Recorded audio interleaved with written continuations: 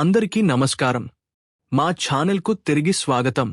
ఈ వీడియోలో జాతీయ ఆందోళన కమిటీ నాయకుడు ఢిల్లీలో మంత్రితో సమావేశం తర్వాత అశోక్ రౌత్ మీడియా ప్రకటన.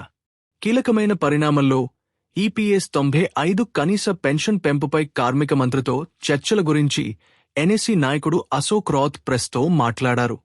చారిత్రాత్మక జంతర్ మంతర్ నిరసన తర్వాత ఈ నవీకరణ వచ్చింది.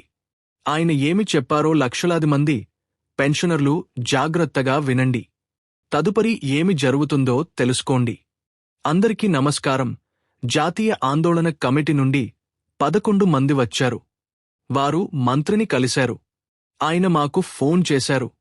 ఇది మంత్రి నుండి వచ్చిన అధికారిక పిలుపు. 4 మరియు 5 తేదీలలో జంతర్ మంతర్ ఆందోళన తర్వాత మమ్మల్ని ఇక్కడికి పిలిచి మాతో సమావేశం నిర్వహించారు.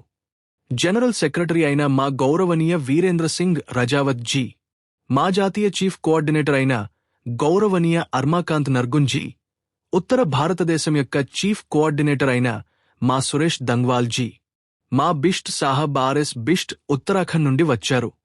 అప్పుడు మా ఢిల్లీ జాతీయ కార్యదర్శి గౌరవనీయ రమేష్ బోగానా జీ కూడా అక్కడ ఉన్నారు. మహారాష్ట్ర నుండి ఖడ్గే జీ, మహారాష్ట్ర నిర్వాహకురాలు అజిత్ కుమార్ ఖడ్గే, మహారాష్ట్ర కోఆర్డినేటర్ సంజయ్ పాటిల్ జీ, ఆయనతో పాటు మా జాతీయ కోశాధికారి గౌరవనీయ బిఎస్ నర్ఖేడే జీ మరియు మా జాతీయ మహిళా విభాగం కార్యదర్శి గౌరవనీయ సరితా తాయ్ నర్ఖేడే జీ మరియు మా మీడియా ఇన్ఛార్జ్ మరియు జాతీయ కార్యదర్శి గౌరవనీయ రాజీవ్ భట్నాగర్ జీ. మేమందరం ఈరోజు ఇక్కడ కూర్చున్నాము. మేము మంత్రిత్వ శాఖలో కూర్చున్నాము మరియు మా సమావేశం ఇప్పుడే ముగిసింది. మీ ఉద్యమం గురించి నాకు తెలుసు అని ఆయన అన్నారు. మీ ఉద్యమంలో చేరిన చాలామంది ఎంపీలను నేను కలిశాను మరియు వారు కూడా ఈ జ్ఞానంతో మమ్మల్ని కలిశారు. మరియు మీ పని వీలైనంత త్వరగా పూర్తి చేయాలనేది మా అందరి ప్రయత్నం. కాబట్టి మేము సార్, మా డిమాండ్లు ఎప్పుడు త్వరగా నెరవేరుతాయి?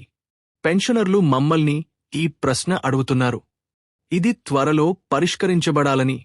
కాబట్టి ఆయన, కొన్ని రోజుల్లో నేను మిమ్మల్ని ఇక్కడికి పిలుస్తాను మరియు కార్మిక మంత్రిత్వ శాఖ మరియు ఆర్థిక మంత్రిత్వ శాఖ అధికారులతో మీ సమావేశం జరుగుతుంది.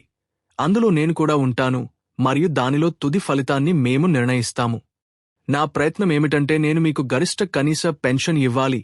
అందుకే ఆలస్యం జరుగుతోంది మరియు ఈ ఆలస్యం కోసం మేము మళ్లీ సమావేశం నిర్వహించి దానిని వీలైనంత పెంచడానికి ప్రయత్నిస్తాము. ఈ విధంగా మా సమావేశం ముగిసింది. నా పెన్షనర్ స్నేహితులందరినీ నేను అభ్యర్థిస్తున్నాను. ఓపిక పట్టండి, ఆరోగ్యంగా ఉండండి.